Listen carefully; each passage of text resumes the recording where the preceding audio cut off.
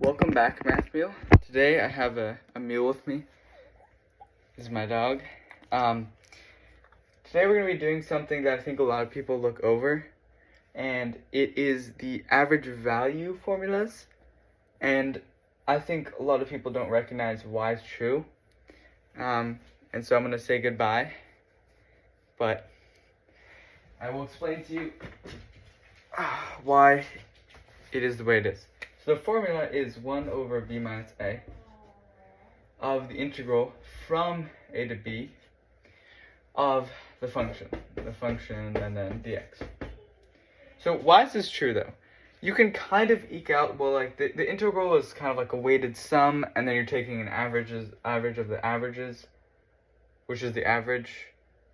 That's correct, but I think what I came up with today is going to be more helpful for you understanding it. Alright, so to understand this, we're going to have to go into we're going to have to break down the integral, right?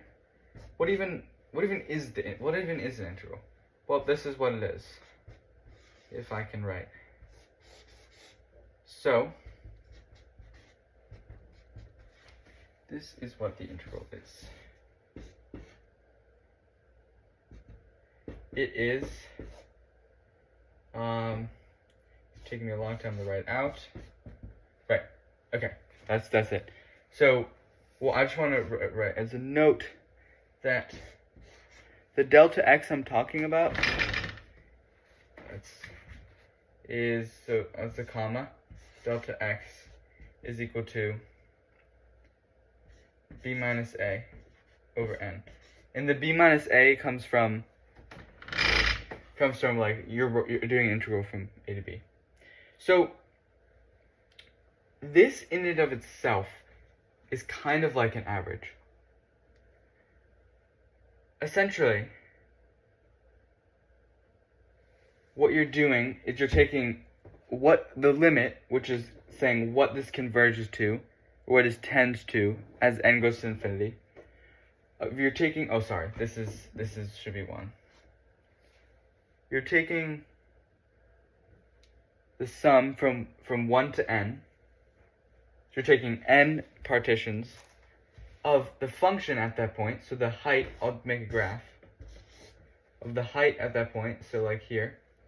And then 4 times, like for duration of b minus a over n, right?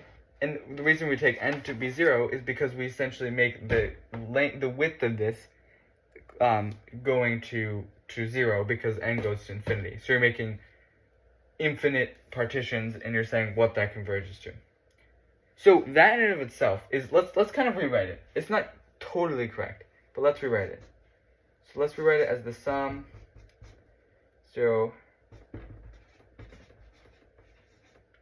of I goes to n, of like f of x times b minus a all over n, right?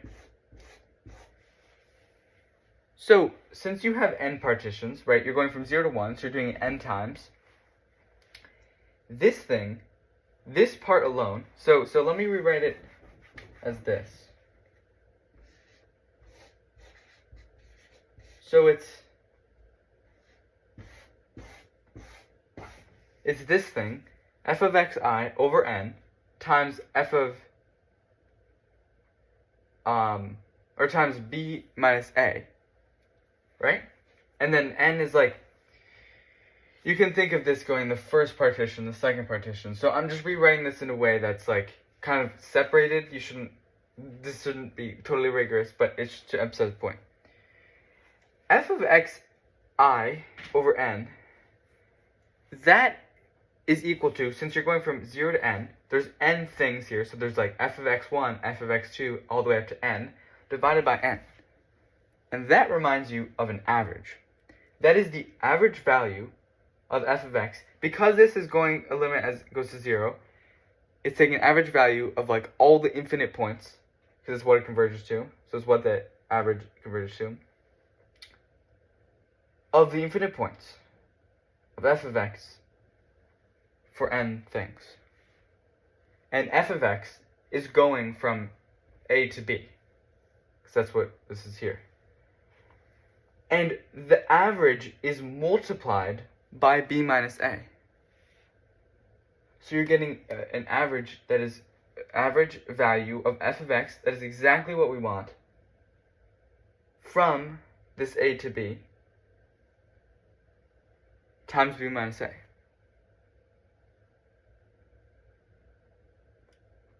So what you get is you literally get dividing that thing. The integral just represents this. So you divide that thing by b minus a. So this and this cancel out. And you're just left with the average. You're left with this thing, which is the average value of f over the integral. So the fact that the integral is deeply rooted in averages, just multiplied by this term, all you have to do is divide by that term to get it out, and you get the average value of f of x. That is awesome.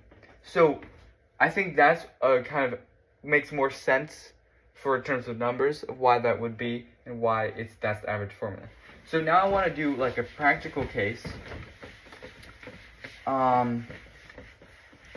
Nice. So let's do the average value of sine of x on 0 to 2 pi.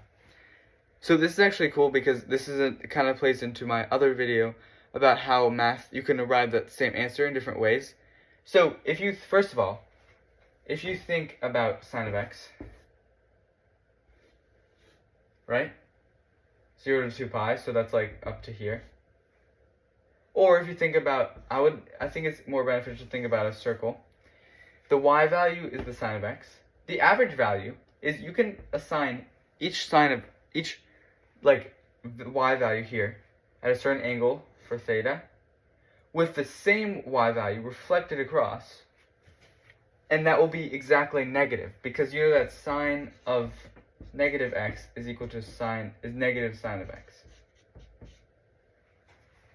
So this states that sine of negative x plus sine of x is equal to 0. So if you're essentially considering all the points, every single point there will go to 0, and so the average value should be 0. And that's pretty cool. So I want to now do the average value formula for sine of x to show that is the case. So it's 1 over b minus a, so 1 over 2 pi, of the integral from 0 to 2 pi of sine of x dx. Right. This thing just goes to cosine minus cosine of x, evaluated from 0 to 2 pi, and then 1 over 2 pi there at the end.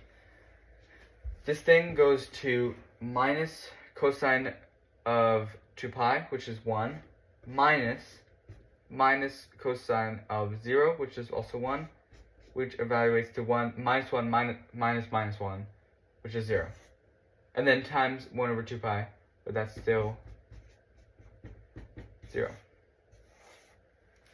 So our average formula confirms that.